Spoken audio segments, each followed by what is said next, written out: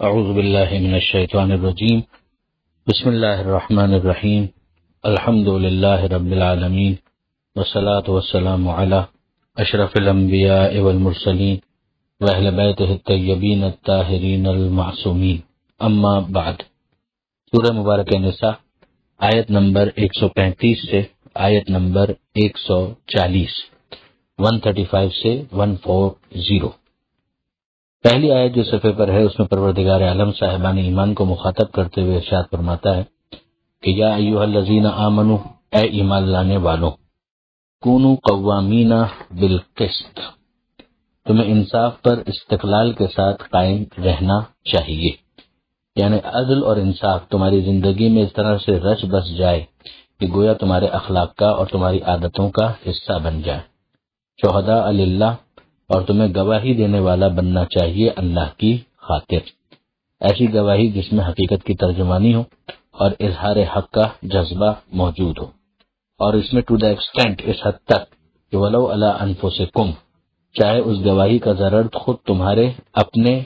خلاف ہو، یعنی اس کی وجہ سے تمہیں بھی نقصان پہنچ رہا ہو، اول والدین، یا تمہاری گواہی کا نتیجہ یہ ہو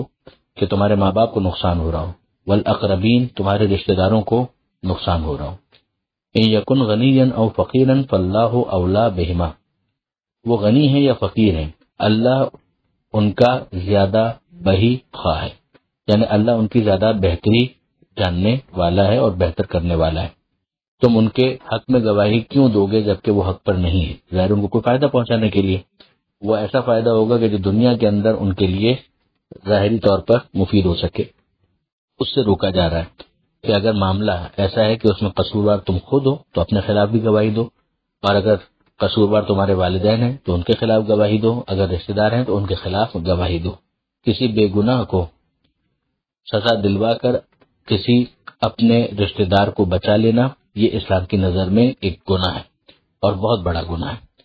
ہم دیکھ چکے ہیں اس سے پہلے پروردگار عالم نے اس بے گناہ یہودی کے حق میں بھی قرآن مجید کی آیتوں کو نازل کیا اور ان لوگوں کی مذمت فرمائی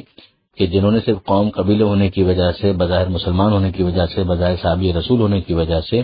ان کی فیور کی تھی جبکہ وہ مجرم تھے۔ یہ ہم پیچھے پڑ چکے ہیں۔ اب یہاں پر پروردگار عالم نے ایک قاعدہ بیان کیا کہ اگر ہم دیکھیں تو قرآن مجید کا بہت زیادہ فوکس ہے اس کے اوپر کہ انسان جو ظلم کے خلاف اٹھ کھڑا ہونے والا بنے۔ ہم سورہ حدید کے اندر بھی انشاءاللہ جب پہنچیں گے تو وہاں پڑھیں گے کہ پروردگار عالم نے انبیاء کی بعثت کا ایک مقصد یہ بیان کیا کہ ان کے ساتھ خدا نے کتاب کو نازل کیا، حدیث کو نازل کیا، کیوں؟ لیقوم الناس بالقسط، تاکہ لوگ کھڑے ہو جائیں عدل کے لیے اور انصاف کے لیے۔ خود امام زمانہ عجل اللہ تعالی فرجہ الشریف جب ان کا ظہور ہوگا تو بشارت یہی ہے کہ یملأ الارض قسطا وعدلا کما ملئت ظلما وجورا، کہ وہ زمین کو عدل و انصاف سے ویسے بھر دیں گے جیسے وہ عدل و ظلم و جور سے بھری ہوئی ہوگی۔ تو ظاہر ہے کہ جو ان کے ٹیم ممبرز ہوں گے، جو ان کا ساتھ دینے والے ہوں گے، ان کا مزاج ظالمانہ نہیں ہونا چاہیے، ان کا مزاج عادلانہ ہونا چاہیے۔ تو اس کی تیاری قرآن مجید بہت پہلے سے کروا رہا ہے کہ قوامین بالقسط بنو، یعنی مستقل مزاجی کے ساتھ عدل و انصاف کے پیروکار بنو، خوگر بنو، اور اس کی ترویج کرنے والے بنو اور اس کے لیے اقدام کرنے والے بنو۔ گواہی دو چاہے تمہارے اپنے یا رشتہ داروں کے نقصان میں ہو۔ ولا تتبعوا الهوى ان تعدلوا، اور ایسا نہ ہو کہ تم اپنی خواہشات کا اتباع کرنا شروع کر دو اور اس خوف سے تم عدل کی راہ کو چھوڑ دو۔ وَإِن تَلْوُوا أَوْ تُعْرِضُوا، اگر تم نے حقیقت کو بدلا، چشم پوشی کی، وَإِنَّ اللَّهَ كَانَ بِمَا تَعْمَلُونَ خَبِيرًا، تو جو تم عمل کرتے ہو اللہ ان کی خبر رکھتا ہے۔ جو اگلی آیت ہے اس میں پروردگار عالم ایک مرتبہ پھر صاحبان ایمان کو مخاطب کرتے ہوئے کہتا ہے اے ایمان لانے والوں، آمنوا باللہ ورسولہ والکتاب، ایمان لے آؤ اللہ پر، اللہ کے رسول پر اور کتاب پر، وہ کتاب الذی نزل علی رسولہ، جو ہم نے اس رسول پر، اپنے رسول پر نازل کی ہے، والکتاب الذی انزل من قبل، اور اس کتاب پر بھی کہ جو اس سے پہلے اللہ نے نازل کی تھی۔ تو اب یہاں پر غور طلب بات یہ ہے کہ ایمان والوں کو مخاطب کر کے یہ کہنا کہ ایمان لے آؤ، اس کا مطلب ہی یہ کہ ایک ایمان کا اظہار ہے اور ایک ہے وہ ایمان جو دل میں راسخ ہو چکا ہو۔ ظاہری اظہار ایمان کی وجہ سے تو انسان مسلمان ڈکلیئر ہوتا ہے، لیکن کیا وہ ایمان واقعاً اس کے دل میں راسخ بھی ہو گیا ہے؟ کوئی ضروری نہیں ہے۔ ممکن ہے کہ یہ ایمان ہو ہی نہ، جس کے نتیجے میں اس کو منافق کہا جائے گا، اور این ممکن ہے کہ ایمان ہو مگر راسخ نہ ہو، سطحی ہو اور مختلف مراحل کے اوپر وہ اپنے اس ایمان سے دستبردار ہو جائے، جیسے کہ اگلی آیت میں یہ بات آئے گی۔ تو یہاں پر گویا ایمان کے تقاضوں کو جسٹیفائی کرنے کی بات کی جا رہی ہے۔ وَمَن يَكْفُرْ بِاللَّهِ، اور جو انکار کر دے اللہ کا، وَمَلَائِكَتِهِ، اللہ کے ملائکہ کا، وَكُتُبِهِ، اللہ کی کتابوں کا، وَرُسُلِهِ، اور اللہ کے رسولوں کا، وَالْيَوْمِ الْآخِرِ، اور آخرت کے دن کا، فَقَدْ ضَلَّ ضَلَالًا بَعِيدًا، تو وہ گمراہی میں بہت دور تک چلا گیا، سخت گمراہی میں مبتلا ہو گیا۔ اس کے بعد کی جو آیت ہے اس میں پروردگار عالم ارشاد فرماتا ہے، اور یہ منافقین کے بارے میں ہے کہ ان الذین آمنوا، یقیناً وہ لوگ جو ایمان لائے، ثم کفروا، پھر اس کے بعد انہوں نے کفر اختیار کیا۔ اب جو پچھلی آیت تھی کہ ایمان والوں کو ایمان لانے کے لیے کہا جا رہا ہے، اس آیت کے ساتھ اس آیت کو ملا کر دیکھیے تو بہت زیادہ وضاحت خود بخود ہوتی چلی جائے گی۔ یہاں کہا جا رہا ہے کہ یقیناً وہ لوگ جو ایمان لائے پھر انہوں نے کفر اختیار کیا، ثم آمنوا، پھر ایمان لائے، ثم کفروا، پھر اس کے بعد کفر اختیار کیا، ثم ازدادوا کفرا، اور اس کے بعد کفر میں اور آگے بڑھتے چلے گئے۔ یعنی اب ان کا جو ایمان ہے وہ مستحکم نہیں ہے، یا تو وہ اپنے نفاق کی وجہ سے ایسا کر رہے ہیں، یا واقعاً ان کا ایمان ہی ڈھل مل یقین والا ایمان ہے کہ کبھی وہ پیغمبر اکرم کے اخلاق کو دیکھتے ہیں، امپریس ہو جاتے ہیں، تو قریب آ جاتے ہیں، بظاہر ایمان کا اعلان بھی کر دیتے ہیں، پھر اس کے بعد کسی موقع پر وہ ایمان جو ہے وہ ختم ہونے لگتا ہے، دستبردار ہو جاتے ہیں، کبھی دنیاوی جاہ و جلال کی وجہ سے، کبھی ویسٹیج انٹرسٹ کی وجہ سے۔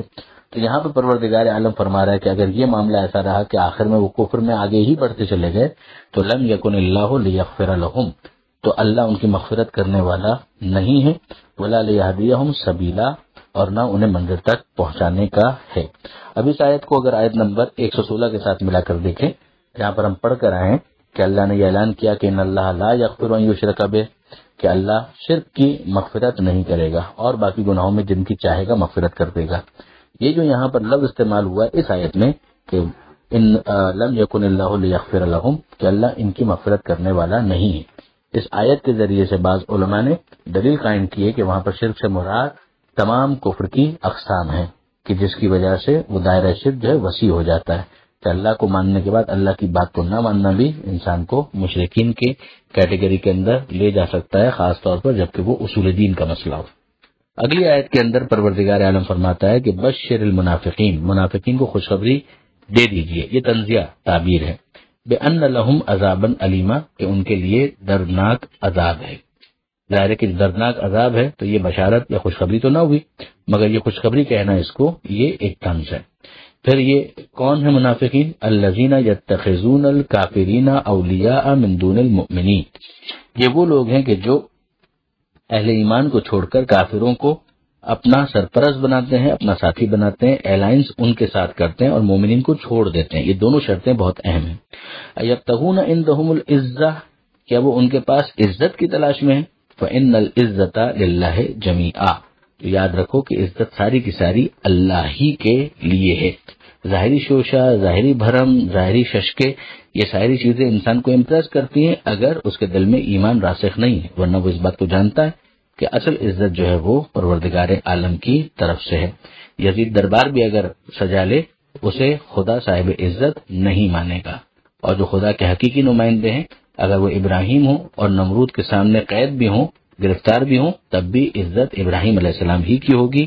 موسیٰ علیہ السلام ہی کی ہوگی، اور پیغمبر اکرم کی اور ائمہ معصومین علیہ السلام کی ہوگی۔ پھر ارشاد ہوتا ہے وقد نزل علیکم فی الکتاب، تمہارے لیے پہلے ہی نازل کیا جا چکا کتاب میں، ان اذا سمعتم، کہ جب تم سنو آیات اللہ ہے کہ اللہ کی آیتوں کے بارے میں کیا ہو رہا ہے، یکفر بہا، کہ ان کا انکار کیا جا رہا ہے، ویستہزأ بہا، اور ان کا مذاق اڑایا جا رہا ہے، تو ایسی محفلوں کے اندر تمہاری ذمہ داری کیا ہے؟ ولا تقعدوا معهم،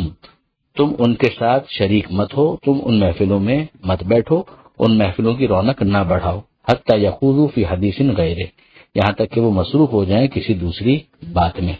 انکم اذا مثلہم، اگر تم نے ایسا نہ کیا تو پھر کیا ہوں گے تم انہی جیسے شمار کیے جاؤ گے۔ ان اللہ جامع المنافقین والکافرین فی جہنم جمیعا، کہ یقیناً اللہ منافقین کو اور کافروں کو جہنم میں جمع کرنے والا ہے۔ تو دنیا میں ظاہر ہے کہ نفاق کے پردے میں وہ اپنے کفر کو چھپایا کرتے تھے، مگر خدا ان کو جہنم میں انہی کافروں کے ساتھ جمع کر دے گا۔ تو اب یہ جو مذاق اڑانے والے ہیں ان کا اس کے ذریعے سے مقصد کیا ہو سکتا ہے؟ اسلام کے وقار کو ٹھیس پہنچانا، اسلام کو لیٹ ڈاؤن کرنا. تو وہ اگر یہ کوشش کر رہے ہیں یا تو ان کو جواب دو، اگر جواب نہیں دے سکتے تو ان کی محفلوں کے اندر شریک ہو کر ان کی محفلوں کی رونق کو نہ بڑھاؤ. یہاں پر یہ سوال ضرور پیدا ہوتا ہے کہ یہ حکم جو پروردگار نے کہا کہ پہلے ہی کتاب میں نازل کیا جا چکا ہے، تو کہاں پر نازل کیا جا چکا ہے؟ یہ سورہ نساء کے بعد سورہ مائدہ، اور پھر سورہ مائدہ کے بعد سورہ انعام پر جب ہم پہنچیں گے تو سورہ انعام میں وہ آیت ہمیں ملے گی. من جملہ یہ بھی ایک دلیل ہے کہ قرآن مجید کی ترتیب تلاوت اور ہے، ترتیب نزول اور ہے. جس ترتیب سے قرآن نازل ہوا اسی ترتیب سے اس کو جمع نہیں کیا گیا. یہاں پر آیت نمبر 140 مکمل ہوتی ہے. پروردگار عالم سے دعا ہے قرآن مجید سمجھنے اور اس پر عمل کرنے کی توفیق عطا فرما.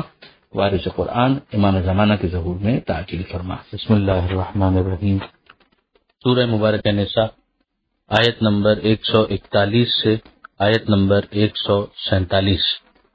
141 سے 147. آیت نمبر 140 میں ہم نے دیکھا کہ پروردگار عالم نے منافقین کے حوالے سے یہ ارشاد فرمایا کہ اللہ یقیناً منافقین کو اور کافرین کو جہنم میں جمع کر دے گا. یہ مسلسل منافقین کے رویے پر تنقید ہم پیچھے سے دیکھتے چلے آ رہے ہیں. یہی بحث آگے بڑھتی ہے اور پہلی آیت جو صفحے پر ہے اس میں پروردگار عالم یہ ارشاد فرماتا ہے کہ الذین یتربصون بکم، یہ تمہارے بارے میں انتظار کرتے ہیں. میدان سجا ہوا ہے، مقابلہ ہو رہا ہے، اور بجائے اس کی کہ یہ پریکٹیکلی مسلمانوں کا ساتھ دیں، مسلمانوں کے گروہ میں شامل ہو کر انتظار کرتے رہتے ہیں. وَإِنْ كَانَ لَكُمْ فَتْحٌ مِّنَ اللَّهِ، اور اگر اللہ کی طرف سے تمہیں فتح مل جائے، قالوا، تو آگے بڑھ کر کریڈٹ لینے کے لیے آ جائیں گے اور کہیں گے الم نکم معکم، کہ کیا ہم تمہارے ساتھ نہیں تھے. اب یہ ظاہر ہے کہ مال غنیمت کا لالچ ہے کہ جس کی وجہ سے وہ اپنے آپ کو اس طرح سے پریزنٹ کرتے ہیں، ورنہ میدان میں ان کی کارکردگی صفر ہے بلکہ منفی ہے. وَإِنْ كَانَ لِلْكَافِرِينَ نَصِيبٌ، اور اگر کافروں کو نصیب سے کامیابی مل جائے، قالو، تو وہ ان کے پاس جا کر کریڈٹ لینے کی کوشش کریں گے. اب ظاہر ہے کہ ان کے پاس جانے کا مطلب یہی ہے کہ ان سے جب ملاقات ہو، ورنہ تو وہ ایکسپوز ہو جائیں گے.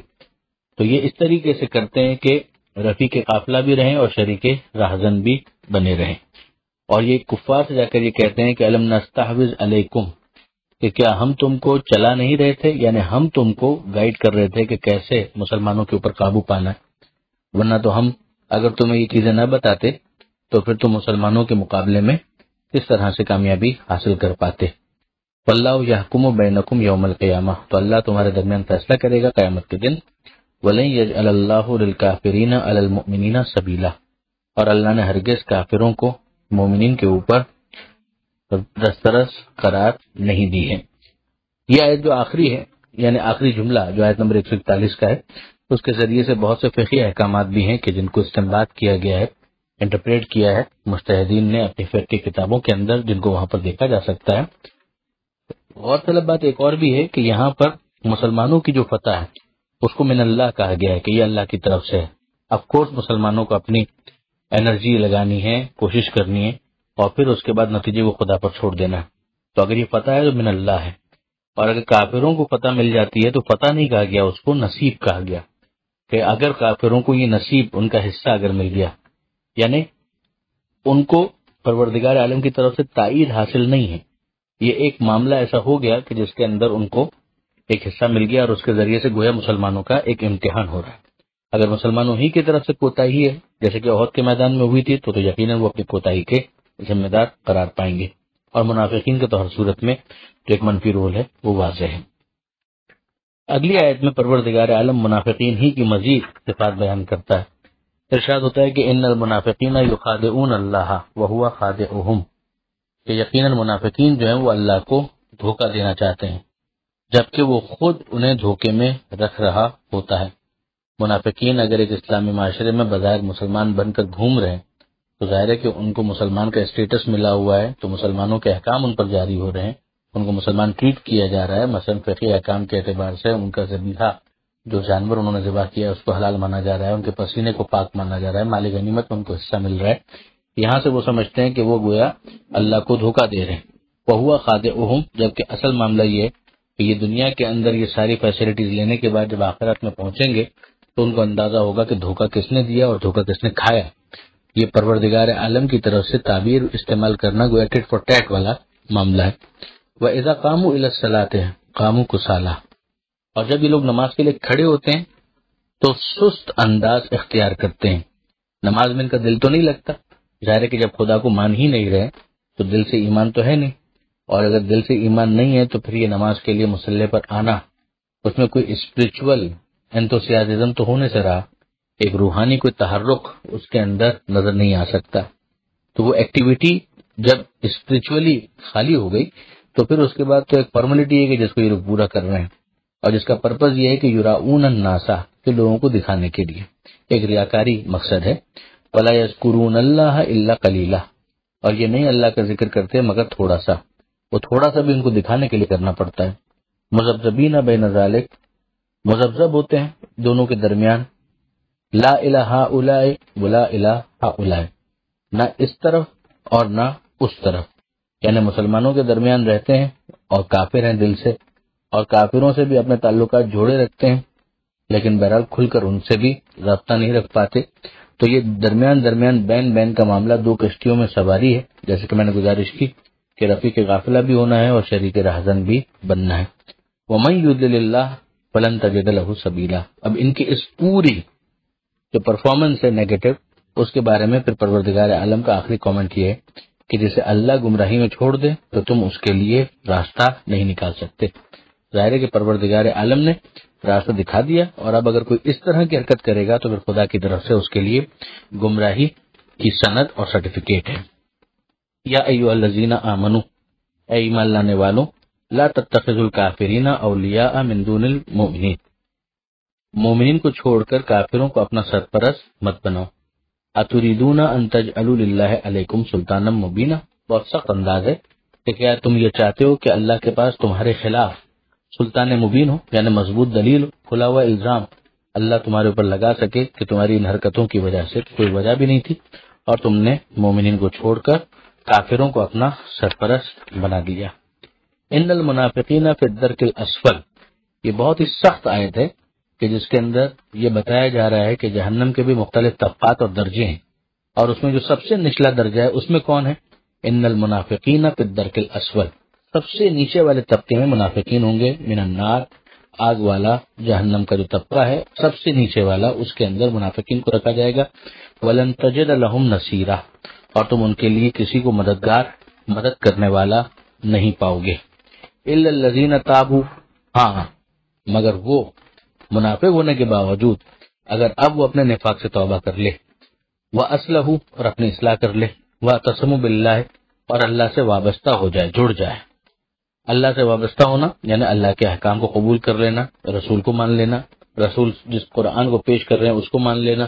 وَأَخْلَصُوا دِينَهُمْ لِلَّهِ، اور اگر وہ اپنے آپ کو خالص کر لیں،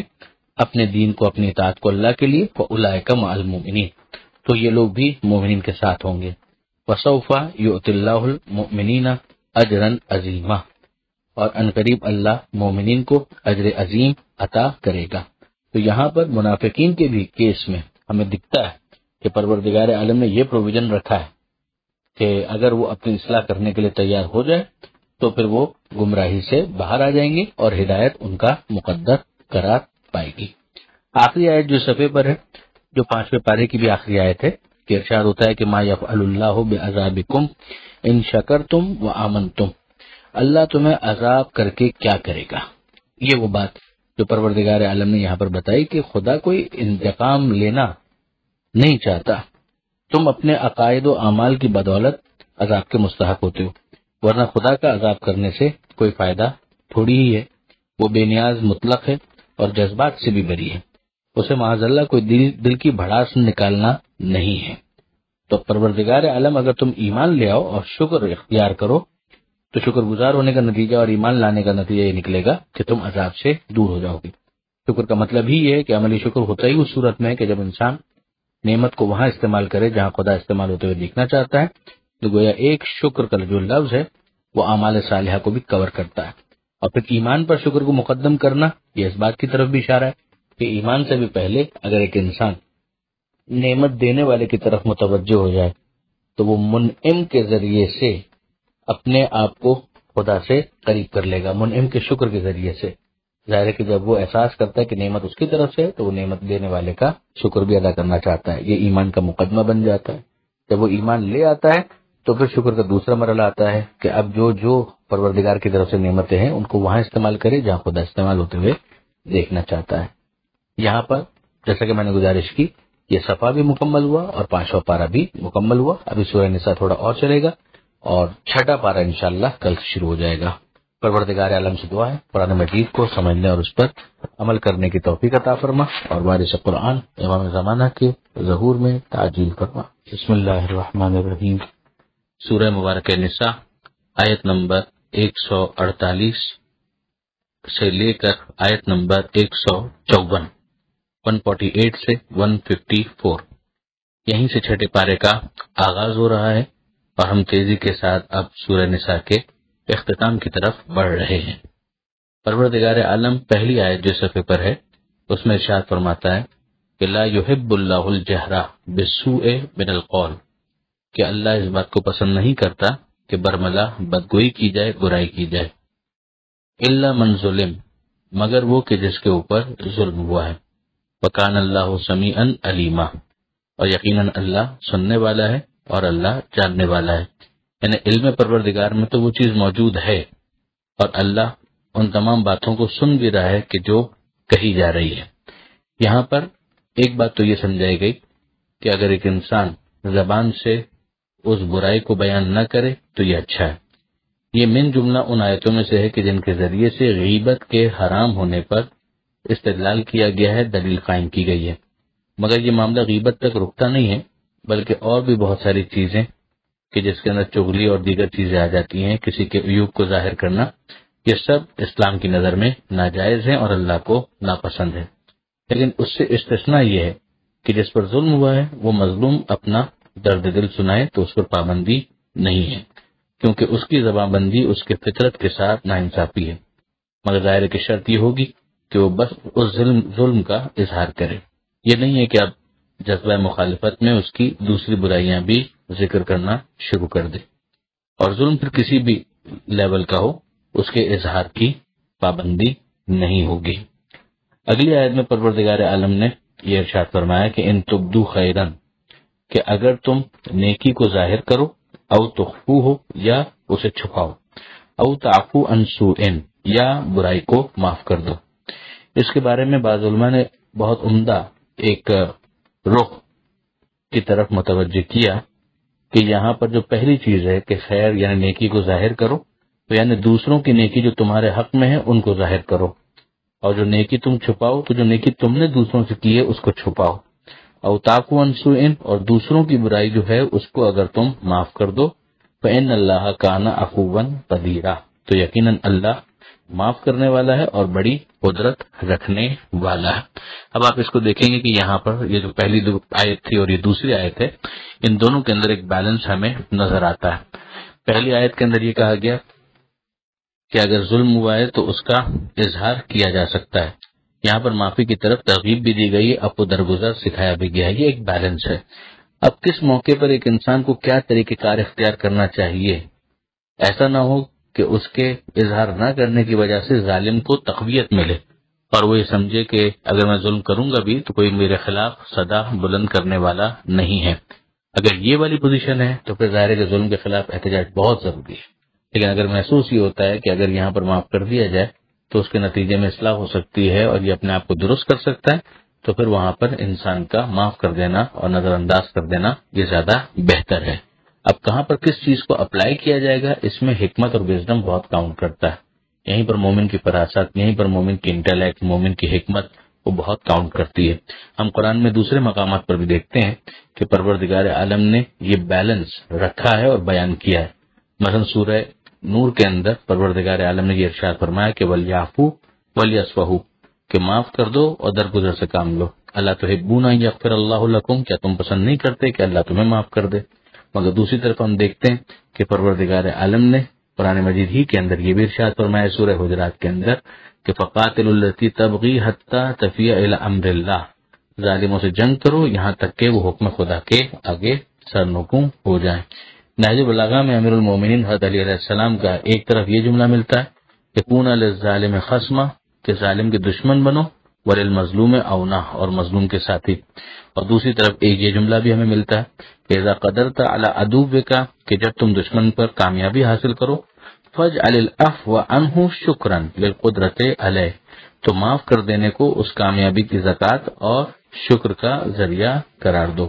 یہ دونوں چیزیں جو ہمیں ایک اپروچ نظر آتی ہے، کیس ٹو کیس ویری کرے گا، اور اس میں ہمیں دیکھنا پڑے گا کہ کہیں پر اگر فرعون صفت کوئی شخص ہے، یزید نمایاں کوئی انسان ہے، تو اس کے خلاف انداز کیا ہونا چاہیے، اور مثلا فرض کیجئے کہ فیملی ایشوز ہیں، معاشرتی ایشوز ہیں، دوستوں کے ایشوز ہیں، مومنین کے باہمی کچھ مسائل ہیں، تو اس کے اندر پھر ظاہر کے عفو، درگزر اور بخشش کرنا ہی زیادہ پسندیدہ قرار پائے گا۔ اگلی آیت میں پروردگار عالم یہ ارشاد فرماتا ہے ان الذین یکفرون باللہ ورسلہ، کہ یقیناً وہ جو کفر کرتے ہیں، انکار کرتے ہیں اللہ کا اور اللہ کے رسولوں کا، ویریدون ان یفرقوا بین اللہ ورسلہ، اور یہ چاہتے ہیں کہ وہ فرق ڈال دیں اللہ پر، اللہ اور اللہ کے رسولوں کے درمیان، ویقولون نؤمن ببعض ونکفر ببعض، اور یہ کہتے ہیں، یعنی ان کا نظریہ یہ ہوتا ہے کہ ہم بعض پر ایمان لاتے ہیں اور بعض کا انکار کرتے ہیں، وَيُرِيدُونَ أَن يَتَّخِذُوا بَيْنَ ذَلِكَ سَبِيلًا، اور بین بین کو راستہ نکالنے کی کوشش کرتے ہیں۔ پروردگار عالم اس اپروچ کی سختی کے ساتھ مذمت کرتے ہوئے ارشاد فرماتا ہے کہ اولئک هم الکافرون حقا، کہ یہ ہیں پکے کافر، یہ ہیں پورے پورے کافر، وَأَعْتَدْنَا لِلْكَافِرِينَ عَذَابًا مُهِينًا، اور ہم نے کافروں کے لیے توہین آمیز سزا مہیا کر رکھی ہے۔ آپ نے نوٹ کیا ہوگا ابتدا سے ہم ان آیتوں کی طرف متوجہ کر رہے ہیں کہ جن میں پلورلزم کے موجودہ تصور کی پروردگار عالم نے رد کی ہے۔ یہ آیت ان آیتوں میں بہت قوی آیت ہے، جیسے کہ پروردگار عالم نے واضح طور پر کہا ہے کہ اللہ اور اللہ کے رسولوں کے درمیان تفریق، فرق کرنا انسان کو پورا کافر بنا دیتا ہے۔ یعنی نہ خدا کو یہ قبول ہے کہ خدا کا انکار کیا جائے، نہ خدا کو یہ قبول ہے کہ خدا کا اقرار کرنے کے بعد خدا کے رسولوں کا انکار کر دیا جائے۔ خدا کے رسولوں کا انکار خدا ہی کا انکار مانا جائے گا۔ تو اب اگر کوئی خاتم النبیین کا انکار کر دے تو پھر آپ سوچ سکتے ہیں کہ وہ کافر ہی قرار پائے گا، اس کا سیلویشن سے کوئی تعلق نہیں ہوگا۔ اور یہاں پر ایسے تمام کافروں کے لیے عذاب کی بات واضح طور پر کی گئی ہے، جو پلورلزم کے اس تصور کی رد کرتی ہے کہ کسی بھی دین کے اندر انسان چلا جائے تو بہرحال اس کو سیلویشن یا نجات مل جائے گی۔ جانتے بوجھتے انکار کے بعد اس طرح کی امید رکھنا اور یہ مان لینا کہ قرآن بھی یہی بات کہہ رہا ہے، یہ قرآن کے اوپر بہتان عظیم ہے، جیسے کہ اس آیت کے اندر واضح طور پر بیان کیا گیا۔ ہاں، پلورلزم کو اگر آپ کو ایگزسٹنس کے معنی میں لیں کہ پیسفل کو ایگزسٹنس، کہ انسان پر امن بقائے باہمی کی بات کرے، وہ بالکل ایک الگ چیز ہے جس کا اسلام حامی ہے، مگر اس کو اس پلورلزم کے ساتھ کسی قسم کا کوئی تعلق نہیں ہے۔ اگلی آیت اسی کانسیپٹ کو مزید واضح کرتی ہے کہ والذین آمنوا باللہ ورسلہ، کہ وہ جو ایمان لائے اللہ پر، اللہ کے رسولوں پر، سارے رسولوں پر، ولم یفرقوا بین احد منہم، اور ان میں سے کسی ایک کے لیے بھی انہوں نے تفریق نہیں کی، ایک میں بھی فرق نہیں کیا، ایک کا بھی انکار نہیں کیا۔ یہ نہیں چلے گا کہ موسیٰ کو مانتے ہیں اور عیسیٰ کو نہیں مانتے، یا عیسیٰ کو مانتے ہیں اور آخری نبی محمد مصطفیٰ صلی اللہ علیہ وآلہ وسلم کو نہیں مانتے۔ اگر ایسا نہیں کیا انہوں نے اور تمام رسولوں کو قبول کیا اور کسی ایک کے درمیان بھی فرق نہیں کیا بایمانہ رسول ماننے میں، ان کے جو آپس میں درجات کے فرق ہے وہ الگ چیز ہے۔ اولئک سوف یؤتیہم اجورہم، تو ان قریب ان کو ان کے اجر عطا کیے جائیں گے، پروردگار عطا کرے گا ان کے اجر ان کو۔ وکان اللہ غفور رحیمہ، اور اللہ غفور بھی ہے اور رحیم بھی ہے۔ یعنی پھر ایسے افراد کے اعمال اسیس کیے جائیں گے اور ان کے مطابق ان کو اجر دیا جائے گا۔ جو پہلے بھی یہ بات آ چکی ہے کہ ایمان شرط ہے، جس کے بعد پھر اعمال کی صحت کو جانچا جائے گا اور اس کے لیول کے مطابق اجر یا ریوارڈ دیا جائے گا۔ جو اس صفحے کے اوپر آخری آیت ہمیں سیکنڈ لاسٹ آیت جو ہمیں نظر آ رہی ہے، اس میں پروردگار عالم یہودیوں کے حوالے سے خاص طور پر ذکر کرتا ہے کہ یسألک اہل الکتاب ان تنزل علیہم کتابا من السماء، کہ یہ اہل کتاب کہتے ہیں، سوال کرتے ہیں کہ کتاب آسمان سے نازل کر دی جائے، یعنی ایک ساتھ، جس طرح سے ان کا دعویٰ تھا کہ توریت ایک ساتھ نازل کی گئی۔ یہ دعویٰ خود اپنی جگہ پر محل نظر ہے، اس کے بارے میں کوئی دلیل نہیں ہے، تو یہ سارے احکامات ایک ساتھ نازل کر دیے گئے. بعض احکامات یقیناً ایک ساتھ نازل کیے گئے ہوں گے، مگر پوری توریت ایک ساتھ نازل ہوئی، یہ ایک بہرحال کوشچن مارک ہے. مگر یہاں پر یہ کہا جا رہا ہے کہ انہوں نے یہ سوال کیا، فقط سألوا موسیٰ اکبر من ذلک، تو اے حبیب موسیٰ سے یہ لوگ اس سے بھی بڑی بات کہہ چکے ہیں، اس سے بھی بڑا سوال کر چکے ہیں. اور وہ بات کیا تھی؟ فقالوا ارنا اللہ جہرتن، کہ ہمیں اللہ کو دکھاؤ، ہم اپنی آنکھوں سے دیکھنا چاہتے ہیں. تو ظاہر ہے کہ یہ ناممکنات کا انہوں نے سوال کیا تھا کہ پروردگار عالم کوئی محدود کوئی وجود نہیں ہے، پروردگار تو جسم کا خالق ہے، نہ یہ کہ وہ خود جسم ہے. فقالوا ارنا اللہ جہرا فاخذتهم الصاعقہ بظلمهم، تو ان کے ظلم کی وجہ سے بجلی نے انہیں پکڑ لیا. ثم اتخذوا العجل من بعد ما جاءتهم البینات، اس کے بعد انہوں نے گوسالہ، بچڑا، گائے کا بچہ، اس کو بنا لیا اور اس کا بت تراش لیا، بعد اس کے کہ ان کے پاس بینات آ چکے تھے، روشن دلیلیں، نشانیاں موجود تھیں، کوئی مس انڈرسٹینڈنگ نہیں تھی. فعفونا عن ذلک، اور اس کے بعد ہم نے ان کو معاف کر دیا اس پر بھی. اب یہ ساری تفصیلات پہلے پارے کے اندر سورہ بقرہ کے اندر پریسائزلی گزر چکی ہیں، اور وہاں پر یہ ساری باتیں آ چکی ہیں کہ اس معافی کے ساتھ بھی قتل نفس کی ان کو سزا دی گئی تھی. وآتینا موسیٰ سلطانا مبینہ، اور ہم نے موسیٰ کو نمایاں غلبہ عطا کیا. سلطانا مبینہ یعنی نمایاں غلبہ. ظاہر ہے کہ اس غلبے سے مراد فزیکل غلبہ نہیں ہے، بلکہ اس غلبے سے مراد منطقی غلبہ ہے، اور اس منطقی غلبے کے نتیجے میں ہی موسیٰ علیہ السلام اپنے پیغام کو پہنچا پائے تھے. پھر اس کے بعد جو آیت ہے آخری 154 نمبر کی، اس میں ارشاد ہوتا ہے کہ وَرَفَعْنَا فَوْقَهُمُ الطُّورَ بِمِيثَاقِهِمْ، یہ بھی ہم پہلے پڑھ چکے ہیں کہ ہم نے ان کے اوپر طور کو بلند کیا ان سے عہد لینے کے لیے، یعنی اس طریقے سے بھی ان کو سمجھایا ہے، قدرت پروردگار سمجھائی. وَقُلْنَا لَهُمُ ادْخُلُوا الْبَابَ سُجَّدًا، اور ان سے کہا کہ دروازے سے داخل ہو جاؤ سجدہ کرتے ہوئے، جو حتّہ کے لفظ کی تعلیم تھی، اور یہ بات بھی سورہ بقرہ میں گزر چکی ہے. وَقُلْنَا لَهُمْ لَا تَعْدُوا فِي السَّبْتِ، اور ان سے کہا کہ شنبے کے معاملے میں، سنیچر سیٹرڈے کے ایشو کے اندر تجاوز مت کرو، جو مچھلیوں کے شکار کے حوالے سے انہوں نے کیا تھا. وَأَخَذْنَا مِنْهُمْ مِيثَاقًا غَلِيظًا، اور ہم نے ان سے بڑا مضبوط عہد لیا تھا. مگر ہوا کیا؟ وہی ہوا کہ انہوں نے ہر موقع پر نافرمانی کا مظاہرہ کیا. یہ وہ چیزیں ہیں کہ جن کو ہم لوگ پہلے ڈسکس کر چکے ہیں، کچھ اور بھی آگے تفصیل کے ساتھ آئیں گی. یہ جرائم کی گویا ایک لسٹ ہے کہ جن کو بیان کیا جا رہا ہے اہل کتاب کی، خاص طور پر یہود کی، اور یہ سلسلہ ابھی آگے اگلے صفحے پر بھی کنٹینیو ہوگا. یہاں پر بہرحال آیت نمبر 154 مکمل ہوتی ہے. پروردگار عالم سے دعا ہے قرآن سمجھنے اور عمل کرنے کی توفیق عطا فرما، وارث قرآن امام زمانہ کے ظہور میں تعجیل فرما. بسم اللہ الرحمن الرحیم. سورہ مبارک نساء، آیت نمبر 155 سے آیت نمبر 162، 155 سے 162. اب اس صفحے پر ہم دیکھتے ہیں کہ پروردگار عالم گویا یہودیوں کے خلاف چارج شیٹ پیش کر رہا ہے اور بیان کر رہا ہے کہ انہوں نے کیا کیا جرائم کیے. پروردگار عالم نے پہلا جرم جو ان کا بیان کیا ہے وہ یہ ہے کہ فَبِمَا نَقْضِهِمْ مِيثَاقَهُمْ، کہ ان لوگوں نے جو میثاق، جو وعدہ انہوں نے کیا تھا، عہد کیا تھا، اس کو انہوں نے توڑ دیا. دوسری چیز وَكُفْرِهِمْ بِآيَاتِ اللَّهِ، انہوں نے اللہ کی آیتوں کا انکار کیا. اب اس میں خود توریت کی جو آیتیں ہیں ان کا انکار بھی شامل ہو جائے گا، اور اس کے اندر جو پیغمبر اکرم صلی اللہ علیہ وآلہ وسلم کے حوالے سے نشانیاں ہیں ان کو دیکھنے کے بعد جو ان کا انکار ہے وہ بھی اس کے اندر شامل ہو جائے گا. وَقَتْلِهِمُ الْأَنْبِيَاءَ بِغَيْرِ حَقٍّ، اور انبیاء کو ناحق قتل کرنے کی وجہ سے. ظاہر ہے کہ انبیاء کا قتل ناحق ہی ہوتا ہے، مگر یہ سمجھانا مقصود ہے کہ ظاہر ہے کہ انبیاء کوئی مجرم نہیں ہے، کوئی جرم نہیں ہے ان کی طرف سے، مگر ان معصوم پروردگار عالم کی حجتوں کو بھی انہوں نے قتل کرنے سے دریغ نہیں کیا.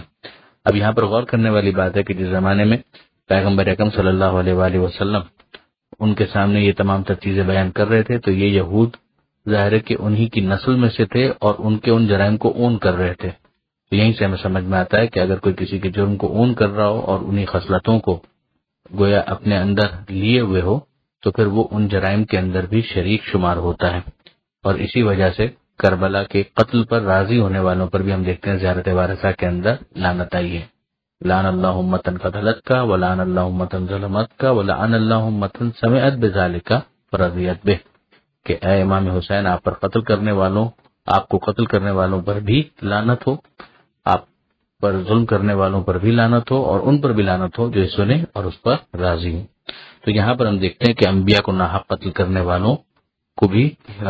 ناحق قتل کرنے کو بھی ان کے جرائم میں شمار کیا گیا۔ وقولہم، اور ان کا یہ کہنا، قلوبنا غلفن، کہ بھئی ہمارے دلوں پر تو غلاف چڑھے ہوئے ہیں، یہ تنزن کہنا، اور پھر پروردگار عالم کا تبصرہ کرنا کہ بل طبع اللہ علیہا بکفرہم، ان کے کفر کی وجہ سے اللہ نے ان کے دلوں پر مہر لگا دی ہے۔ پھر نوٹ کرنے والی بات ہے کہ ان کا کفر پہلے ہے، مہر پروردگار عالم کی طرف سے بعد میں ہے۔ فلا یؤمنون الا قلیلا، تو ان میں کے بہت کم ہیں کہ جو ایمان لائیں گے، جو ایمان لے آئیں گے تو بسم اللہ، ویلکم، خوش آمدید، چشم ما روشن، دل ما شاد، لیکن بہت کم ان کی تعداد ہوگی۔ پانچواں جو پروردگار عالم بیان کرتا ہے وَبِكُفْرِهِمْ وَقَوْلِهِمْ عَلَى مَرْيَمَ بُهْتَانًا عَظِيمًا، ہم جانتے ہیں کہ پہلے بھی کفر کی بات آ چکی ہے، مگر یہاں پر ایک کفر خاص ہے اور اسی کے آگے وضاحت کی جا رہی ہے کہ وَقَوْلِهِمْ عَلَى مَرْيَمَ بُهْتَانًا عَظِيمًا، مریم علیہ السلام کے اوپر جو عظیم تہمت، بڑی تہمت انہوں نے لگائی تھی، اس کو یہاں پر کفر سے تعبیر کیا گیا ہے اور اسے ایک بہت بڑا جرم ان کا شمار کیا گیا ہے کہ یہ ایک مرسل کی ماں پر انہوں نے تہمت لگائی ہے۔ یہیں سے پھر ہمیں اندازہ کرنا چاہیے اور ٹھنڈے دل سے سوچنا چاہیے کہ اگر کوئی فخر مریم ہے، حضرت فاطمہ زہرا سلام اللہ علیہا، جو پیغمبر اکرم کی روایت کے مطابق کہ جناب مریم سلام اللہ علیہا سے بھی زیادہ مرتبہ رکھتی ہیں، اگر ان کے اوپر معاذ اللہ کسی قضیے کے اندر جھوٹ کی تہمت لگا دی جائے کہ ان کا کیس جو ہے وہ جھوٹا ہے، تو پھر سوچا جا سکتا ہے کہ پروردگار عالم ایسے افراد کے بارے میں کیا اس کی رائے ہوگی۔ میں اس سے زیادہ اس پر کوئی تبصرہ نہیں کروں گا۔ وقولہم علی مریم بہتانا عظیما، وقولہم، اور ان کا یہ کہنا کہ انا قتلنا المسیح عیسی ابن مریم رسول اللہ، کہ ہم نے قتل کر دیا مسیح کو، مریم کے بیٹے عیسیٰ کو، جو اللہ کے رسول ہیں۔ اب ظاہر ہے کہ انہوں نے تو اس طرح سے نہیں کہا ہوگا، اور اگر انہوں نے اس طرح سے کہا ہو تو تنزن کہا ہوگا کہ وہ جو رسول بننے کرتے تھے، وہ جو مریم کے بیٹے تھے، ان کو ہم نے قتل کر دیا۔ اور یا پھر یہ ہے کہ پروردگار عالم نے گویا نقل بالمعنی کیا ہے کہ ان کی بات کو ایک دوسرے انداز سے یہاں پر پیش کیا ہے کہ بھئی جو ہمارا رسول تھا اور جو مریم کے بیٹے تھے عیسیٰ علیہ السلام، ان کو یہ قتل کرنے کی بات کر رہے تھے۔ وما قتلوہ وما صلبوہ، اب یہاں پر پروردگار کا تبصرہ ہے کہ نہ ان کو ان لوگوں نے قتل کیا، وما صلبوہ، اور نہ ہی ان کو سولی پر چڑھایا، یعنی اپنے حدود اختیار کے اندر تو جو وہ کر سکتے تھے انہوں نے کوئی کمی نہیں کی۔ یہ اور بات ہے کہ خالق نے ان کے منصوبے کو شکست دے دی اور وہ اس طرح کہ انہی کی طرف کے اس آدمی کو جسے انہوں نے مکان کے اندر حضرت عیسیٰ علیہ السلام کے باہر نکال کر لانے کے لیے بھیجا تھا، عیسیٰ علیہ السلام کی شبیہ بنا دیا اور انہوں نے عیسیٰ سمجھتے ہوئے اسے قتل کر دیا۔ ولیکن شبہ لہم، پھر آگے فرمایا کہ وَإِنَّ الَّذِينَ اخْتَلَفُوا فِيهِ لَفِي شَكٍّ مِّنْهُ، جن لوگ اس میں اختلاف کر رہے ہیں یہ خود بھی شک میں پڑے ہوئے ہیں۔ ما لهم به من علم الا اتباع الظن، ان کے پاس کوئی علم نہیں ہے، یہ بھی گمان کی پیروی کر رہے ہیں۔ وما قتلوه یقینا، اور انہوں نے یقیناً عیسیٰ کو قتل نہیں کیا۔ اب یہ پروردگار عالم کا بار بار اصرار کے ساتھ کہنا کہ انہیں یہ معاملہ جو ہے مشتبہ ہو گیا، انہوں نے نہیں قتل کیا، یقیناً قتل نہیں کیا، یقیناً انہوں نے سولی پر نہیں چڑھایا، تو اب اس کے بعد تو بڑی بدقسمتی ہوگی کہ اگر کوئی یہ سمجھ لے کہ حضرت عیسیٰ علیہ السلام کو ان لوگوں نے قتل کر دیا تھا۔ بدقسمتی یہ ہے کہ بعض افراد نے اس نظریے کو اختیار کر لیا جو یہود کا نظریہ تھا، جبکہ یہاں پر پروردگار عالم واضح طور پر کہہ رہا ہے کہ وما قتلوہ یقیناً۔ آگے ارشاد فرمایا کہ بل رفعہ اللہ الیہ، بلکہ اللہ نے انہیں اپنی طرف اٹھا لیا۔ وکان اللہ عزیزا حکیما، اور یقیناً اللہ عزیز ہے اور حکیم ہے۔ اپنی طرف اٹھا لیا، اگر وفات کے ذریعے سے ہوتا تو ظاہر ہے کہ ان لوگوں کے لیے کوئی اشتباہ ہونا ہی نہیں چاہیے تھا کہ کم سے کم مکان میں انہیں حضرت عیسیٰ علیہ السلام کی لاش تو مل جاتی، مگر یہ جسم کے ساتھ پروردگار عالم نے اپنے پاس اٹھا لیا، اور ظاہر ہے کہ مسلمانوں کی اکثریت بلکہ تقریباً اجماعی یہ معاملہ بن جاتا ہے، کنسنسس اس کے اوپر ہے کہ حضرت عیسیٰ علیہ السلام حیات ہیں اور آخری زمانے میں ان کا ظہور ہوگا اور وہ پیغمبر اکرم صلی اللہ علیہ وآلہ وسلم کے آخری فرزند امام مہدی علیہ السلام ان کی مدد اور نصرت کریں گے دجال کے قتل میں بھی، اور امام مہدی علیہ السلام کے پیچھے نماز بھی پڑھیں گے، جیسے کہ صحیح کے اندر بھی اس کی تائید موجود ہے۔ وَإِن مِّنْ أَهْلِ الْكِتَابِ إِلَّا لَيُؤْمِنَنَّ بِهِ، اور اہل کتاب میں کوئی نہیں ہے مگر یہ کہ وہ ضرور ان پر ان کے مرنے سے پہلے ایمان لے آئے گا۔ کس کے اوپر ایمان لے آئے گا؟ حضرت مسیح علیہ السلام کے اوپر ایمان لے آئے گا۔ اب ظاہر ہے کہ عیسیٰ علیہ السلام کی جب ظہور ہو جائے گا تو پھر اس کے بعد ان کے لیے اس بات کی کوئی گنجائش نہیں ہوگی کہ وہ عیسیٰ علیہ السلام کی بات کو رد کریں۔ تو جو یہود نے یہ کہا تھا کہ عیسیٰ علیہ السلام کو قتل کر دیا گیا، وہ اس سے دستبردار ہو جائیں گے، اور اسی طریقے سے عیسیٰ علیہ السلام کے جو ماننے والے ہیں وہ تثلیث یا ٹرینٹی کا جو عقیدہ بنا کر بیٹھے ہیں کہ عیسیٰ علیہ السلام جو ہے وہ خدا کے بیٹے ہیں، وہ اس عقیدے سے دستبردار ہو جائیں گے اور حقیقت کو قبول کر لیں گے۔ وَيَوْمَ الْقِيَامَةِ يَكُونُ عَلَيْهِمْ شَهِيدًا، اور روز قیامت وہ ان سب کے خلاف گواہ ہوں گے۔ کون؟ خود عیسیٰ علیہ السلام، یعنی وہ خود اس بات کی گواہی دیں گے کہ ان کی نسبت جو غلط تصورات قائم کر رکھے ہیں ان کی نفی کر دیں گے۔ آگے پروردگار عالم فرماتا ہے وَبِظُلْمٍ مِّنَ الَّذِينَ هَادُوا، ان کے اس ظلم کی وجہ سے، کن کے ظلم کی وجہ سے؟ یہودیوں کے۔ حرمنا علیہم، اب آپ نوٹ کیجئے کہ جو پیچھے سے کچھ چارج شیٹ چلی آ رہی تھی وہ یہاں پر آ کر گویا کنکلوڈ ہو رہی ہے کہ وہ جو ظلم ان کی طرف سے ہوا ہے، کنکلوڈ کرتے ہوئے ان تمام جرائم کو ایک لفظ سے بتایا گیا کہ یہ ظلم تھا ان کی طرف سے۔ تو جو آخرت میں ان پر عذاب ہوگا وہ اپنی جگہ پر، مگر دنیا کے اندر بھی ان کو محروم کر دیا گیا۔ حرمنا علیہم طیبات احلت لہم، ان کے لیے پاکیزہ چیزوں کو حرام کر دیا گیا جو ان کے لیے پہلے حلال تھی، احلت لہم، وبصدہم عن سبیل اللہ کثیرا، اور اللہ کی راہ میں رکاوٹ بننے کی وجہ سے۔ تو ہم دیکھ رہے ہیں کہ بعض ایسی سزائیں بھی مل جاتی ہیں کہ وہ چیزیں جو ان پرنسپل حلال ہوتی ہیں مگر پھر پروردگار عالم سزا کے طور پر ان پاکیزہ چیزوں کو بھی حرام کر دیتا ہے۔ مزید ان کے جرائم کو آگے بیان کیا گیا، وَأَخْذِهِمُ الرِّبَا، اور ان کے سود کھانے کی وجہ سے، ربا لینے کی وجہ سے، وَقَدْ نُهُوا عَنْهُ، جبکہ اس سے انہیں روکا گیا تھا، وَأَكْلِهِمْ أَمْوَالَ النَّاسِ بِالْبَاطِلِ، اور لوگوں کا مال باطل طریقے سے کھانے کی وجہ سے، یعنی وہ اس کے اندر حلال اور حرام کا فرق نہیں رکھتے تھے اور قبضہ کر کے کھانے کی فکر میں رہتے تھے۔ وَأَعْتَدْنَا لِلْكَافِرِينَ مِنْهُمْ عَذَابًا أَلِيمًا، اور ان میں سے کافروں کے لیے ہم نے عذاب علیم یعنی دردناک عذاب مہیا کر رکھا ہے۔ لیکن الراسخون فی العلم منہم، مگر ان میں جو علم میں مضبوط ہیں، والمؤمنون، اور جو ایمان لانے والے ہیں، یؤمنون بما انزل الیک، وہ ایمان لے آتے ہیں اس پر جو آپ پر نازل ہوا، وما انزل من قبلک، اور جو آپ سے پہلے نازل ہوا اس پر بھی ایمان لے آتے ہیں۔ یعنی جو پیچھے سے آ رہے ہیں ان سے یہ توقع ہے کہ آگے جو نازل ہو رہا ہے اس پر ایمان لے آئیں، پیچھے سے تو وہ ایمان لائے ہوئے ہیں، اور جو اب تازہ جو مومنین ہیں ان سے توقع ہے کہ اس رسول پر بھی ایمان لائیں اور اس کے کہنے کی وجہ سے ما سبق کے یعنی گزشتہ جو انبیاء ہیں ان کو بھی اپنے ایمان میں شامل کریں۔ لہٰذا ہم دیکھتے ہیں کہ پوری لڑی ہے، پروردگار عالم اس کے اندر کمپرومائز کرنے کے لیے تیار نہیں ہے۔ جن نبیوں کے نام معلوم ہے انہیں نام بنام ان پر ایمان لایا جائے، جن کے نام معلوم نہیں ہے اجمالاً اوور آل کہ جو بھی خدا کا نمائندہ تھا ان سب پر ہم ایمان لائیں۔ مزید کہ والمقیمین الصلاۃ، اور جو نماز قائم کرنے والے ہیں، والمؤتون الزکاۃ، اور جو زکوٰۃ دینے والے ہیں، والمؤمنون باللہ والیوم الآخر، اور ایمان لانے والے ہیں اللہ پر اور آخرت کے دن پر۔ اولئک، یہ وہ لوگ ہیں، سنؤتیہم اجرا عظیما، ان کو ہم عطا کریں گے اجر عظیم۔ یعنی اب ہم ہر ایک کو ایک ہی برش سے پینٹ نہیں کریں گے، جو پہلے بھی بات آ چکی ہے کہ یہود میں بھی اگر ایسے ہیں کہ جو ایمان لے آئیں گے، جبکہ ہم پہلے اس کو دیکھ چکے کہ پروردگار نے کہا کہ ایمان لانے والے بہت تھوڑے ہوں گے، مگر وہ جو بھی ہوں گے اگر وہ ایمان لے آئیں تو بسم اللہ اور ان کو قبول کر لیا جائے گا اور ان کے اجر کو بھی نہیں روکا جائے گا۔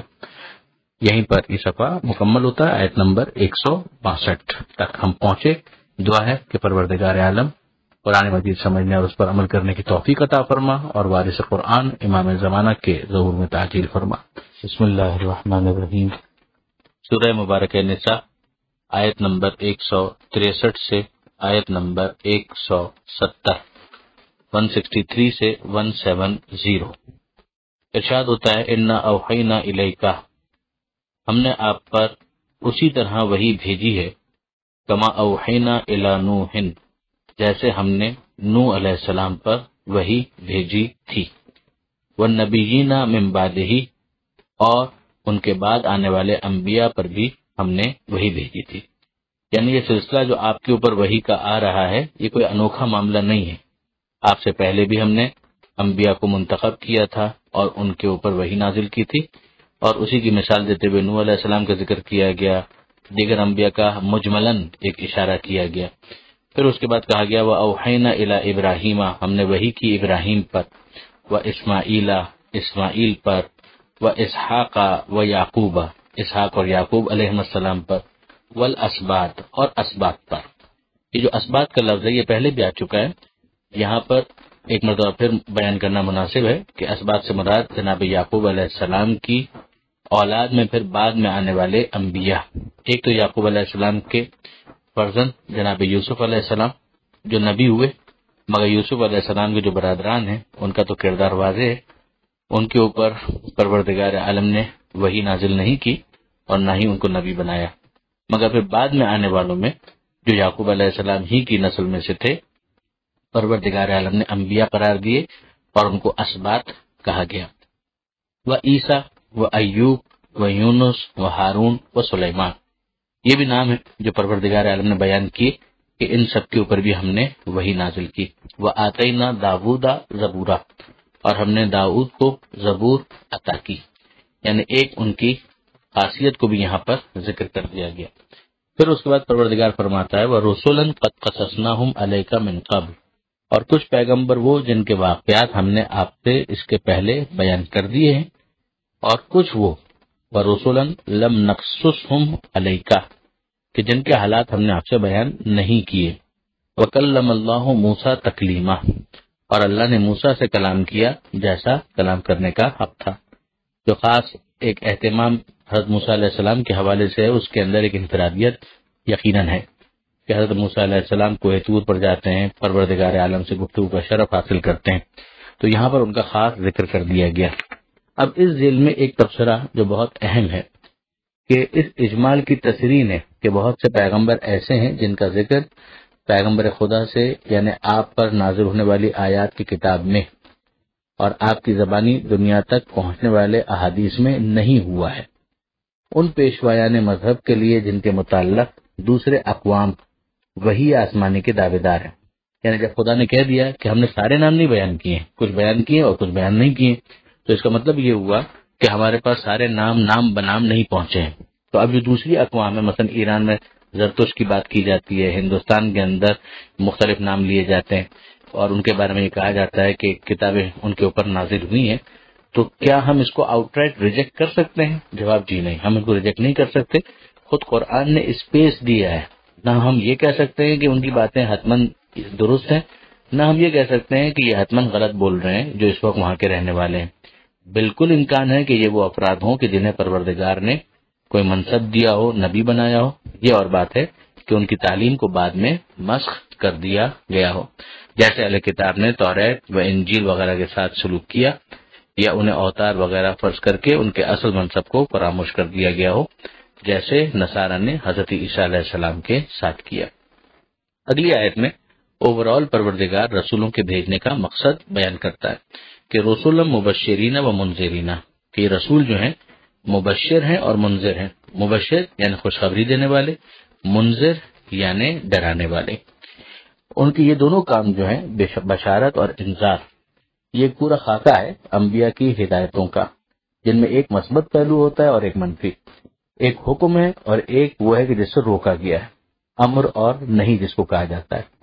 ڈوز اینڈ ڈونٹس، اور انہی دونوں کے اعتبار سے نتیجے میں ثواب ہوتا ہے اور عذاب، اور انہی سے متعلق انبیاء جو خلق خدا کو وارننگز دیتے ہیں، انتباہات کرتے ہیں، ان میں یا وعدہ ہوتا ہے یا وعید ہوتی ہے۔ وعدہ ثواب کا ہوتا ہے، وعید عذاب کا۔ اسی وعدے کا نام ہے بشارت اور اسی وعید کا نام ہے انذار۔ پروردگار عالم یہ ارشاد فرماتا ہے کہ ہم نے رسولوں کو یہ بنا کر بھیجا، کیوں؟ لِأَنْ لَا يَكُونَ لِلنَّاسِ عَلَى اللَّهِ حُجَّةٌ، تاکہ ان کے پاس اللہ کے سامنے پیش کرنے کے لیے کوئی دلیل باقی نہ بچے، وہ یہ نہ کہہ سکیں جو قرآن ہی کی تعبیر ہے کہ لولا ارسلت الینا رسولا فنتبع آیاتک، تو نے کیوں ہماری طرف رسول نہیں بھیجے ورنہ ہم تیری آیتوں کا اتباع کرتے، تو وہ یہ کہنے کی پوزیشن میں نہ رہیں۔ وَكَانَ اللَّهُ عَزِيزًا حَكِيمًا، اور اللہ عزیز ہے اور حکیم ہے۔ اس آیت کے ذریعے سے ہمیں یہ سمجھ میں آتا ہے کہ پروردگار عالم عدل کے تقاضوں کو کس حد تک پورا کرتا ہے کہ پروردگار عالم عادل ہے، ورنہ تو اس کی ضرورت ہی نہیں ہے۔ وہ اگر خدا کے سامنے کوئی دلیل پیش کرتے ہیں تو پیش کرتے رہے، خدا کو اگر کسی کو جہنم میں ڈالنا ہے وہ ڈال دے گا، کسی کو جنت میں بھیجنا ہے بھیج دے گا، لیکن پروردگار عالم عادل ہے، لہذا پروردگار عالم یہ نہیں کرے گا۔ پروردگار عالم کی عدالت اس بات کا تقاضا کرتی ہے کہ پہلے پیغام بھیجا جائے پھر اس کے بعد سوال کیا جائے۔ پروردگار عالم کا معاملہ ایسا نہیں ہے کہ وہ بغیر میسج پہنچائے ہوئے لوگوں کو سزا دینا شروع کرتے۔ آگے ارشاد ہوتا ہے لیکن اللہ یشہد بما انزل الیک انزلہ بعلمہ، مگر اللہ گواہی دے رہا ہے اس کی جو اس نے آپ پر اتارا ہے۔ اب یہ خاص پیغمبر اکرم صلی اللہ علیہ وآلہ وسلم کو خطاب کیا جا رہا ہے۔ انزلہ بعلمہ، اس نے اسے اتارا ہے اپنے خاص علم کے ساتھ۔ ظاہر ہے کہ یہ جو کلام قرآن کی صورت میں نازل ہوا ہے یہ صرف کتاب نہیں ہے، معجزہ ہونے کی بھی حیثیت اس کو حاصل ہے، اور پروردگار عالم اسے قیامت تک کے لیے معجزہ بنا رہا ہے۔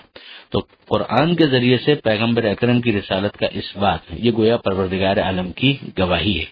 والملائکۃ یشہدون، اور ملائکہ بھی اس بات کی گواہی دے رہے ہیں کہ درمیان میں نازل کرنے والے فرشتے ہیں، لے کر جو آنے والے ہیں پروردگار عالم انہی کے ذریعے سے نازل کر رہا ہے، تو وہ بھی گواہی دے رہے ہیں، مگر ظاہر ہے کہ وہ تو درمیان میں ایک سفارت کا کام انجام دے رہے ہیں، تو اصل گواہی جو ہے وہ پروردگار کی ہے۔ وکفیٰ باللہ شہیدا،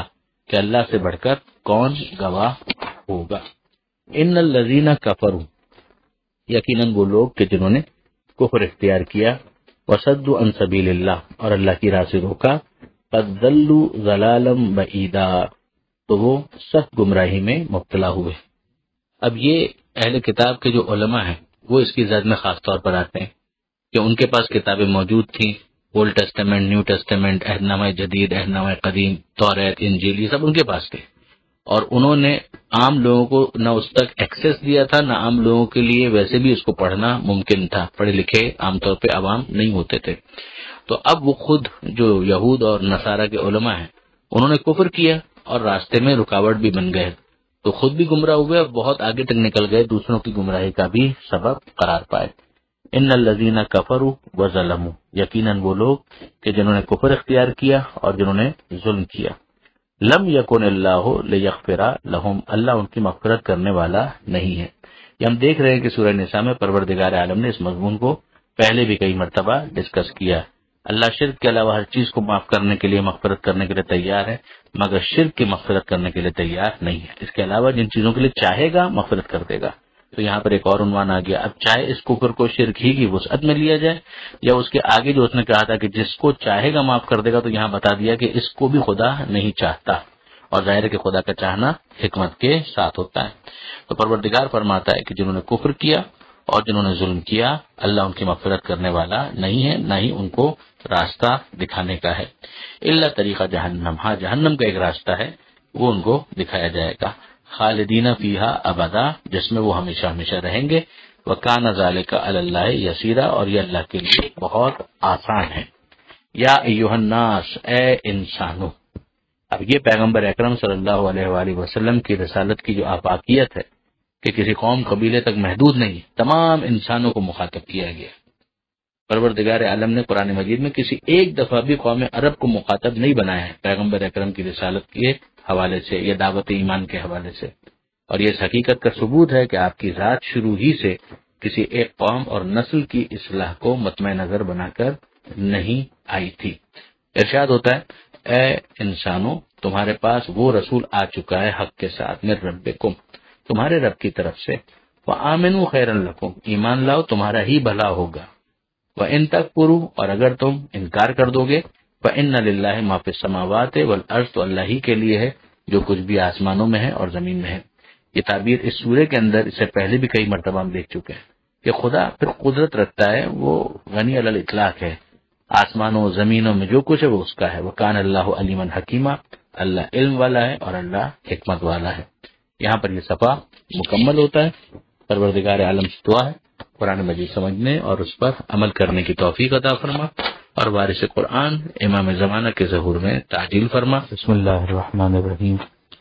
سورہ مبارکہ نساء، آیت نمبر 171 سے آیت نمبر 175،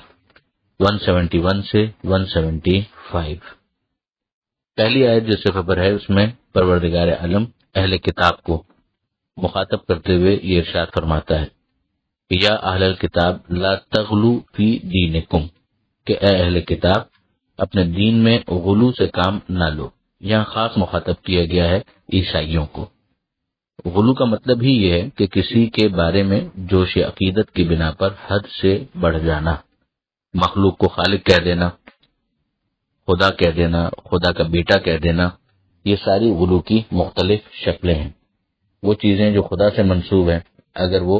نبی کو اس کے حوالے سے منسوب کر دیا جائے تو یہ بھی غلو میں آئے گا۔ تو پروردگار عالم نے یہاں پر خاص طور پر جو ٹرینٹی کا عقیدہ ہے، تثلیث کا عقیدہ ہے، اس کو ہٹ کیا ہے کہ لا تغلو فی دینکم۔ بات تو عمومی ہے کہ اپنے دین میں غلو سے کام نہ لو، اور یہ ایک جنرل ہدایت ہے۔ ولا تقولوا علی اللہ الا الحق، اور اللہ کے بارے میں سچ کے سوا کسی بات کو نہ بیان کرو۔ انما المسیح عیسی ابن مریم رسول اللہ وکلمتہ، مسیح یعنی عیسیٰ علیہ السلام کیا ہیں؟ وہ مریم کے بیٹے ہیں، اللہ کے رسول ہیں، اور اللہ کا کلمہ ہے، ورڈ آف گاڈ۔ کلمہ پروردگار ہونے سے مراد یہ ہے کہ جس طرح سے پروردگار عالم نے اپنی قدرت کے اظہار کے لیے کہا کہ وہ جب کسی چیز کا ارادہ کرتا ہے تو کہتا ہے کن فیکون، تو یہ کن یعنی ہو جا، اور وہ چیز ہو جاتی ہے۔ تو یہ کن جو ہے وہ ایک کلمہ ہے، یعنی پروردگار عالم کی قدرت کا ایک اظہار، کہ پروردگار جب کسی چیز کو کرنا چاہتا ہے تو کوئی اس کو روک نہیں سکتا۔ وہی چیز یہاں پر ہے کہ وہ کلمتہ، یہ گویا پروردگار عالم کے کن کا ایک اظہار ہے۔ القاہ الی مریم وروح منہ، کہ یہ پروردگار عالم نے اپنے کلمے کو القاء کیا یعنی بھیجا مریم کی طرف، اور یہ اللہ کی طرف کی روح ہے۔ اب یہ روح پروردگار ہونا، حضرت عیسیٰ علیہ السلام کا تو نام بھی روح اللہ ہی تھا، تو روح پروردگار ہونا یہ اس شرف کو بتاتا ہے کہ پروردگار عالم کی نظر میں وہ شخصیت کتنی محترم تھی کہ پروردگار اسے اپنی طرف منسوب کرتا ہے۔ یہ اگر آپ عمومی طور پر دیکھیں تو تمام انسانوں کے اندر جو روح ہے وہ خدا ہی کی طرف سے ہے۔ حضرت آدم علیہ السلام کا جب ذکر آیا تھا قرآن مجید کے اندر تو وہاں بھی پروردگار عالم نے یہی ارشاد فرمایا کہ نفخت فیہ من روحی، کہ جب میں اس میں اپنی طرف کی روح پھونک دوں۔ اب ظاہر ہے کہ اس سے یہ مراد نہیں کہ خدا سے کوئی چیز جدا ہو رہی ہے اور وہ داخل ہو رہی ہے، یہ اس روح کے ایلیویشن کو اور اس کے مرتبے اور مقام کو سمجھانا ہے کہ یہ پروردگار عالم کی طرف سے خاص عطا ہے کہ جو پروردگار عالم نے ان کو دی ہے۔ وہ لقب کے عنوان سے حضرت عیسیٰ علیہ السلام سے مخصوص ہو گیا اور ان کو روح اللہ کہا گیا۔ تو اب یہاں پر حضرت عیسیٰ علیہ السلام کا جو اسٹیٹس ہے وہ بھی سمجھا دیا گیا کہ یہ باتیں بالکل درست ہیں کہ وہ مسیح ہیں، یہ لقب حضرت عیسیٰ علیہ السلام کے لیے خاص ہیں، وہ اللہ کے رسول ہیں، وہ اللہ کا کلمہ ہے۔ میں نے عرض کیا کہ خالق کے حکم کن سے ان کی تخلیق ہوئی، وہ روح اللہ ہے اور ان کو روح منہ کہا گیا، یہ یہاں تک بالکل ٹھیک ہے، مگر ان کو اللہ کا بیٹا کہنا یہ بہت بڑی زیادتی ہے۔ پروردگار عالم فرماتا ہے فآمنوا باللہ ورسولہ، ایمان لاؤ اللہ پر اور اللہ کے رسولوں پر، ولا تقولوا ثلاثہ، اور تین کہنا چھوڑ دو۔ یہ تین سے مراد وہی تثلیث ہے کہ باپ، بیٹا اور روح القدس، ایک پورا ثلاثہ یعنی تین کا بنانا، ایک ایسی مثلث کہ جس کو خدا سے تعبیر کرنا اور پھر اس کے بعد توحید کے اوپر اصرار بھی کرنا، جبکہ خدا کا بیٹا کہنے کے بعد توحید کی جو عمارت ہے وہ منہدم ہو جاتی ہے۔ انتہوا خیر لکم، تم باز آ جاؤ، یہی تمہارے لیے بہتر ہے۔ انما اللہ الہ واحد، اللہ تو بس خدا واحد ہے، سبحانہ ان یکون لہ ولد، اللہ بے عیب ہے، بلندتر ہے، ان یکون لہ ولد کہ اس کے ہاں کوئی اولاد ہو۔ اور جہاں تک قدرت کا بات ہے، وہ قدرت کی بات ہے تو لہو ما فی السماوات و ما فی الارض، تو آسمانوں اور زمین میں جو کچھ بھی ہے وہ سب اللہ ہی کا ہے۔ وکفی باللہ وکیلا، اور اللہ کارسازی کے لیے کافی ہے۔ آگے اسی مضمون کو کنٹینیو کرتے ہوئے اگلی آیت میں ارشاد ہوتا ہے کہ لن یستنکف المسیح ان یکون عبدا للہ، کہ خود حضرت عیسیٰ علیہ السلام کو تو اس میں کوئی آر نہیں ہے، کوئی پرابلم نہیں ہے کہ وہ اللہ کے بندے ہیں۔ ولل ملائکۃ المقربون، اور نہ ہی اللہ کے ملائکہ جو مقربین ہیں، خدا کے فرشتے، ان کو کوئی اس میں پرابلم ہے۔ ہم جانتے ہیں کہ عیسیٰ علیہ السلام کو عیسائیوں نے خدا کا بیٹا کہہ دیا اور ایک طرح سے شرک کے مرتکب ہوئے، اور دوسری طرف مشرکین مکہ نے ملائکہ کو خدا کی بیٹیاں کہنا شروع کر دیا تھا۔ تو ان دونوں کی یہاں پر رد ہو رہی ہے کہ نہ بیٹا نہ بیٹی، یہ سب اللہ کے بندے ہیں، اور ان کو اس میں کوئی پرابلم بھی نہیں ہے، کوئی آر بھی نہیں، بلکہ ان کا یہ پرائیڈ ہے کہ جیسے خود حضرت علی علیہ السلام کا یہ جملہ ہے کہ الہی کفا بھی عزن ان اکون لک عبدا، کہ اے میرے پروردگار میری عزت کے لیے یہ بہت کافی ہے کہ تو میں تیرا عبد اور تیرا بندہ ہوں، اور کفا بھی فخرا ان تکون لی ربا، اور میرے فخر کے لیے یہ بہت کافی ہے کہ تو میرا رب اور میرا پروردگار ہے۔ تو جتنے بھی مقربین ہیں ان سب کو اس میں کوئی پرابلم نہیں، کوئی آر نہیں، بلکہ یہ ان کے لیے سرمایہ افتخار ہے کہ وہ اللہ کے بندے ہیں۔ اب پروردگار عالم فرماتا ہے کہ وہ من یستنکف عن عبادتہ ویستکبر، اگر کسی کو اس میں آر محسوس ہو کہ وہ اللہ کی عبادت کرے، ویستکبر، اور وہ تکبر اور ایروگنس سے کام لے، فسیحشرہم الیہ جمیعا، تو وہ سب کے سب جتنے بھی ہیں ان سب کو اللہ محشور کرے گا اپنی بارگاہ میں، سارے کے سارے جو ہیں وہ آخر میں پلٹ کر خدا کی بارگاہ میں لائے جائیں گے۔ وَأَمَّا الَّذِينَ آمَنُوا وَعَمِلُوا الصَّالِحَاتِ، تو جنہوں نے ایمان اختیار کیا اور جنہوں نے اعمال صالح انجام دیے، تو فَيُوَفِّيهِمْ أُجُورَهُمْ، تو اللہ ان کے اجر ان کو پورے پورے دے دے گا، وَيَزِيدُهُمْ مِنْ فَضْلِهِ، بلکہ اس ثواب اس ریوارڈ کے اندر اپنے فضل سے مزید اضافہ بھی کر دے گا۔ وَأَمَّا الَّذِينَ اسْتَنكَفُوا، اور وہ کہ جنہیں اس سلسلے میں آر ہے خدا کی عبادت میں، وَاسْتَكْبَرُوا، اور جنہوں نے تکبر سے کام لیا، فَيُعَذِّبُهُمْ عَذَابًا أَلِيمًا، تو اللہ ان کو عذاب دے گا، دردناک عذاب۔ وَلَا يَجِدُونَ لَهُم مِّن دُونِ اللَّهِ وَلِيًّا وَلَا نَصِيرًا، اور وہ اپنے لیے اللہ کو چھوڑ کر کوئی سرپرست بھی نہیں پائیں گے اور نہ ہی کوئی مدد کرنے والا پائیں گے۔ یا ایھا الناس، اے انسانوں، ایک مرتبہ پھر تمام انسانوں کو مخاطب کیا گیا، قد جاءکم برہان من ربکم، تمہارے پروردگار کی طرف کا کھلا ہوا ثبوت آ گیا ہے۔ برہان یعنی ایک بہت روشن واضح کھلی ہوئی دلیل۔ وَأَنزَلْنَا إِلَيْكُمْ نُورًا مُبِينًا، اور ہم نے تمہاری طرف ایک نمایاں روشنی اور نور بھیج دیا ہے۔ یہ پیغمبر اکرم صلی اللہ علیہ وآلہ وسلم کی رسالت پر ایمان لانے کی مؤثر انداز میں دعوت ہے کہ ذرا آنکھیں کھول کر تو دیکھو کہ تجلیاں حق کی کتنی روشن اور دلائل حقانیت کتنے آشکارا ہیں۔ وَأَمَّا الَّذِينَ آمَنُوا بِاللَّهِ وَاعْتَصَمُوا بِهِ، تو جنہوں نے ایمان اختیار کیا اللہ کے ساتھ، وَاعْتَصَمُوا بِهِ، اور مضبوطی سے اس کا دامن تھام لیا۔ کس کا دامن تھام لیا؟ خدا کا دامن تھامنے سے کیا مراد ہے کہ یعنی گویا خود پیغمبر اکرم سے قریب ہو جانا، پیغمبر اکرم کے اوپر جو کتاب نازل ہوئی ہے ان سے قریب ہو جانا، خود جن کو پیغمبر اپنا وارث قرار دیں ان سے قریب ہو جانا، ان سے وابستہ ہو جانا۔ حبل خدا، واعتصموا بحبل اللہ جميعا ولا تفرقوا، یہ بھی ہم تعبیر پیچھے پڑھ چکے ہیں سورہ آل عمران کے اندر۔ تو وہ جو ایمان لائے اللہ پر اور جنہوں نے مضبوطی سے اس کا دامن تھام لیا، فَسَيُدْخِلُهُمْ فِي رَحْمَةٍ مِّنْهُ وَفَضْلٍ، تو وہ انہیں اپنی رحمت اور فضل و کرم میں داخل کرے گا۔ وَيَهْدِيهِمْ إِلَيْهِ صِرَاطًا مُسْتَقِيمًا، اور اپنی طرف پہنچانے والے سیدھے راستے پر لگا دے گا۔ یہ وہی انداز ہے جو ہم سورہ عنکبوت میں انشاءاللہ پڑھیں گے کہ وَالَّذِينَ جَاهَدُوا فِينَا لَنَهْدِيَنَّهُمْ سُبُلَنَا، کہ جو ہماری راہ میں کوشش کرتا ہے ہم یقیناً حتماً لازماً اپنے راستوں کی طرف اس کی ہدایت کر دیتے ہیں۔ یعنی وہ اگر ادھر ادھر کہیں پر بھی بھٹک رہا ہوگا لیکن اگر ہماری طرف کوشش کر رہا ہوگا تو پھر ہم اپنے طرف اسے لے آئیں گے۔ یہ آیت نمبر 175 تک یہ صفحہ مکمل ہوتا ہے۔ اب اس سورہ کی، سورہ نساء کی ایک آخری آیت ہے جو انشاءاللہ اگلے صفحے پر آئے گی، اور اس کے بعد سورہ مائدہ کا آغاز بھی اگلے صفحے پر ہی انشاءاللہ ہو جائے گا۔ پروردگار عالم سے دعا ہے قرآن مجید سمجھنے اور اس پر عمل کرنے کی توفیق عطا فرما، اور وارث قرآن امام زمانہ کے ظہور میں تعجیل فرما۔ وآخر دعوانا ان الحمد للہ رب العالمین، والسلام علیکم ورحمۃ اللہ وبرکاتہ۔